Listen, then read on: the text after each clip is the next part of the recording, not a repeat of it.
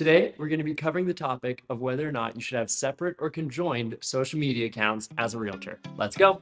For those of you who haven't met me yet, my name is Nate with IGN, the Realtors Photographer, and we are all about helping realtors grow not only their business, but their content strategy to create impactful pieces of content that resonate with their audiences. To have separate accounts for professional and personal as a realtor is one of the hardest questions to answer.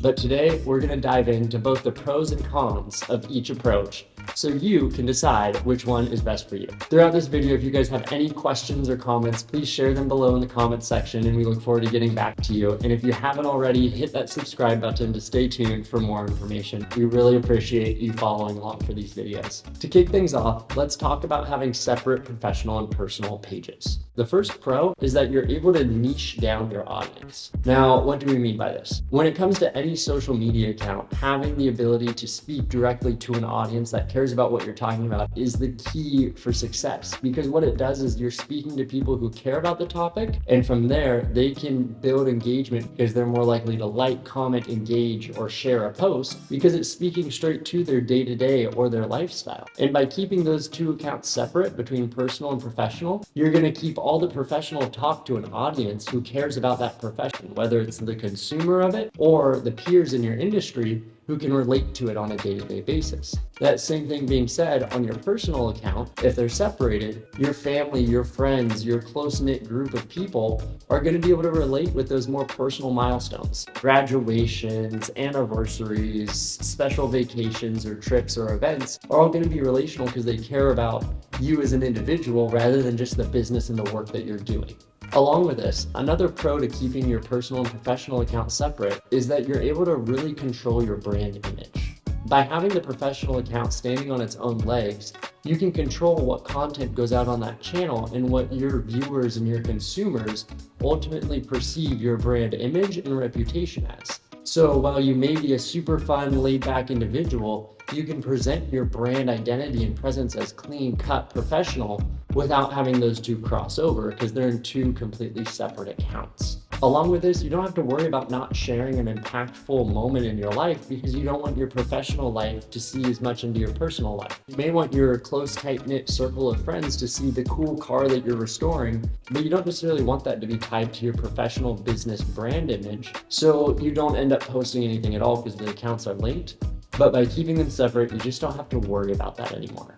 Now, let's talk about the cons of having them separate. The first one is that now you have two accounts to manage. While your personal one, you probably don't need to focus as much on the growth side. You have to manage the comments coming all in on the professional one while using social as a way to check in with family and friends by logging into your other account. By separating your professional and your personal account, you may lose some of that initial boost on social media that your close friends and family may automatically give you. For example, a lot of realtors will take their personal account and transition that over time to their professional and personal account. So by keeping them separate or starting a new channel, you lose that initial base of followers that you had to start with, which can take some time to build up and get back to that level by starting with a whole new account for your professional page. You may find that friends or family that may follow your personal page but not your professional page miss out on some of those key moments or milestones that you would still love to share with them.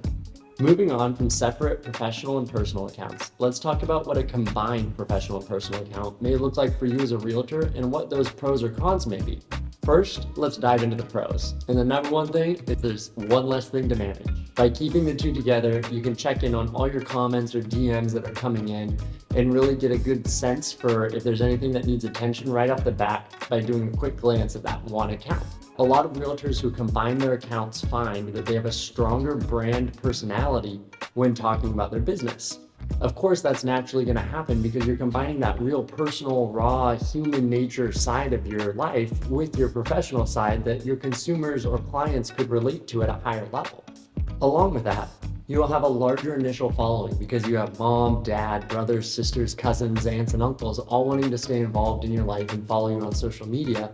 So they're naturally going to follow your account because it's both your personal and your business. Rather than if they're separated, they might only follow one or the other.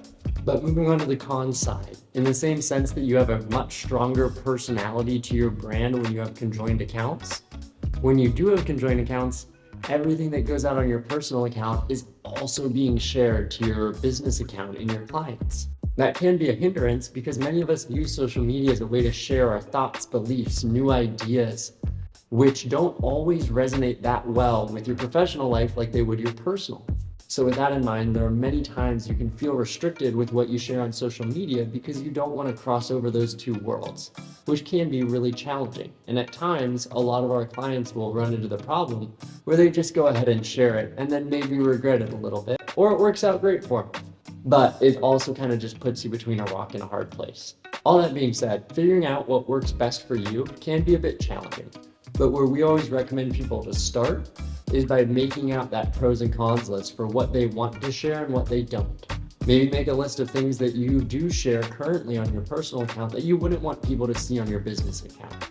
Or some people who just have that big personality to them, they're like, I want it all out there. People come to work with me because of my personality. Those are kind of the thought patterns in the comments that you should be moving towards combining those accounts, because that you can really leverage to your benefit. Before making a decision on what you should do with your accounts, look at your client base. A lot of the times, if realtors are going for an older demographic of higher dollar homes, they want that high cut professional, very prestige brand image to be put out without that personal side that may taint that brand image. So if that's your clientele, then focus on separate and how you're going to make that work. If you're working with a lot of first-time home buyers, having someone they can really relate to and share their struggles or challenges with is super important. So combine the two so that way your audience can resonate with the brand identity you're putting out. If you guys have any questions or want to share your thoughts and what's worked best for you as a realtor, comment below and share with the group because we'd love to hear about it. And if you haven't already, hit that subscribe button to stay tuned for tips and tricks on how to grow your business and create content that's going to make an impactful and lasting impression with your audience. Thanks for following IGM, the Realtor's Photographer.